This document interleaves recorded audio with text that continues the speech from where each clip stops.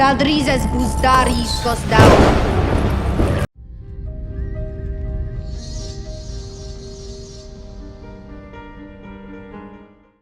Okay, so by this point, we've all seen that Deadline article. It's just being blatant. It's terrible news.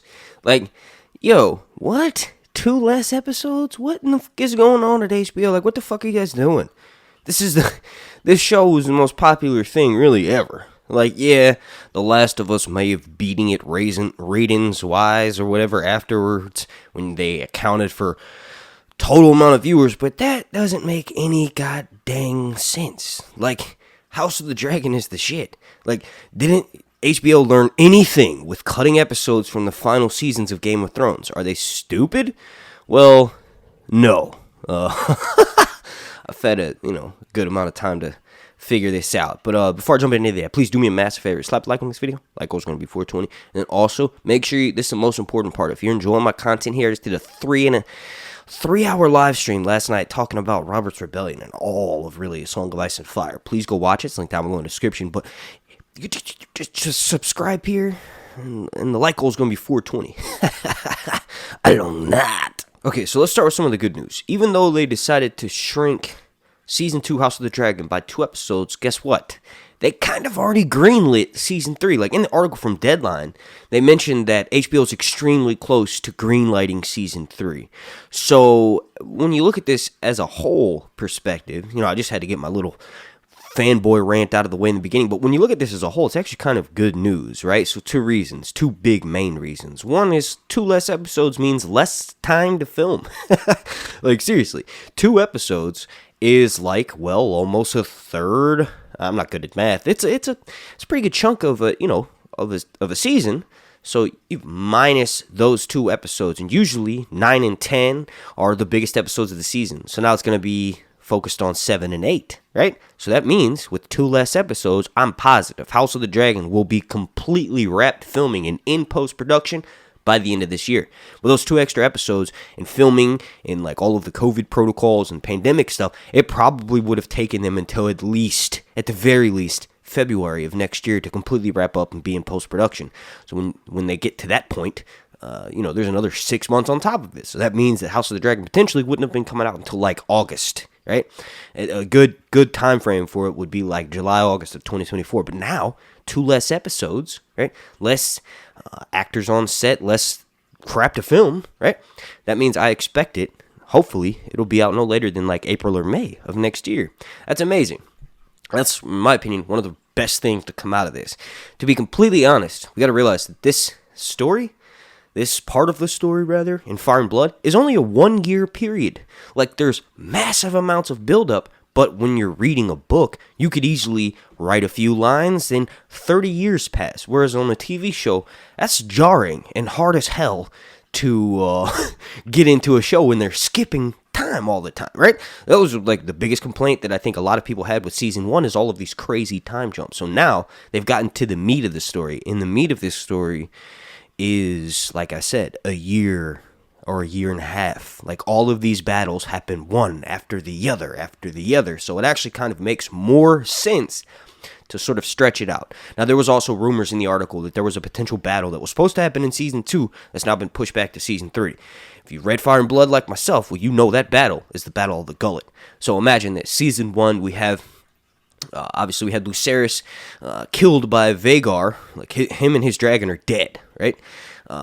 One of the complaints that I saw from average show watchers was that death wasn't as meaningful. Like, when I'm reading about Lucerys' death in the books, it's actually not as meaningful as what happened on the TV show, because we don't actually spend hardly any time with Lucerys, and we spend almost a whole episode with him in House of the Dragon, right? But that was a complaint that I think, the showrunners and the higher-ups at HBO may have taken to heart. So if you cut 2 episodes of filler, you kind of get to focus more on the plot. So the Battle of the Gullet ends with the death of Jacaerys. Jacaerys is Rhaenyra's oldest child and heir, and we haven't spent any time with him. So if he dies again in Season 2 with not that much setup, because you got to realize that there's like 30 more characters coming into this story, then it would actually kind of suck, because they'd be repeating one of the same mistakes they made in Season 1. So now we'll have an entire season plus a few more episodes in season 3 to get to know Jacaerys. And his death, it really is the turning point for the war, because right after it, Rhaenyra goes and takes King's Landing. Then she's known as the Half-Year Queen. Then she's forced into exile into Dragonstone and sells her father's crown to buy passage for her and Aegon III to Dragonstone. And then she gets eaten by Sunfire. So that's literally the end of the story. So like, yes, George mentioned 10 episodes, 4 seasons. We need it. Also, Ryan was supposedly trying to make George as happy as possible. So it's like, I don't really, know what to think about George wanting more. Like, obviously he wants more. He wants his story to be told out all the way, but also you got to realize not every single average show watcher wants that. Like George mentioned that he could have written a whole short story novella on the love between Harwin and Rhaenyra, and if you think about that, if they did 3 episodes or something of that in the show, well, it would have kind of gotten boring, right? Like when you're watching something, you need to be constantly entertained, whereas when you're reading something, you can actually sort of build it up yourself, and your mind is allowed to wander more and fill in the blanks to stuff. So in my opinion, books are way more engaging and entertaining than movies and TV shows. So movies and TV shows have to do certain things to keep the audience engaged. Having 8 episodes instead of 10 ultimately means all of it is going to be cut, breakneck pacing, amazing, super fast paced, right?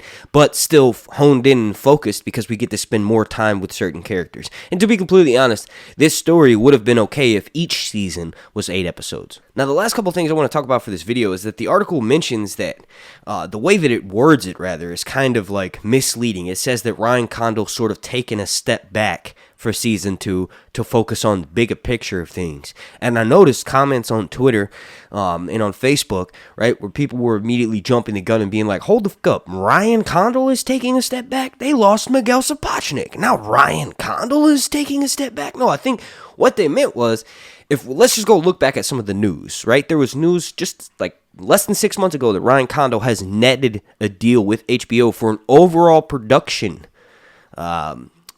deal, right? Not just for House of the Dragon, but Ryan Condal potentially will be the showrunner for a few more stories that are set to come out, whether it be telling the Targaryen story that's in Fire and Blood and we get like Blackfire Rebellions and Dunk and Eggs, or just some other iteration of this series. Ryan Condal has sort of netted an overall deal with that. And if that's the case, in my opinion, Ryan being the overall picture guy, that's what they mean when they say take a step back. He took a step back, realized that the story needs to kind of be spread out further over more time, give the series time to develop, but also maybe cut some of the fat that doesn't necessarily need to be shown on screen. It gives them time to make the episodes better. That's what they meant when they said Ryan is taking a step back, looking at the bigger picture, consulting with George, and figuring out the best direction for this story.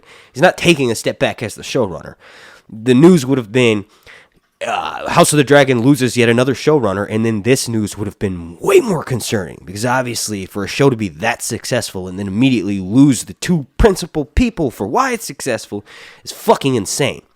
But that's not what happened, right? Ryan Condal's taking a step back to figure out the best plan for the series moving ahead. Like, his main job is obviously he's a showrunner. He oversees sort of everything, but also to write. He's already kind of wrote his 8 episodes. There were rewrites that had to be done that were mentioned in the article, but for the most part, that's what they were referring to when they said he's taken a step back. All right, then lastly, I think the last thing that I need to address about this is that rumors are going to be that, HBO is making cuts, or Discovery, Warner Brothers making cuts across the board, and House of the Dragon was hit by those cuts. Potentially they were, but I think this is more of like planning for the show to be as best as possible. Like, the HBO executives probably never really read Fire and Blood, and specifically Dance with Dragons, so they could assume that they could get, half of what they would have gotten from Game of Thrones, but they may not have personally realized that there's no POV characters in this story, and it's mostly told through a historical lens, so you kind of don't have enough source material there to make it a longer show.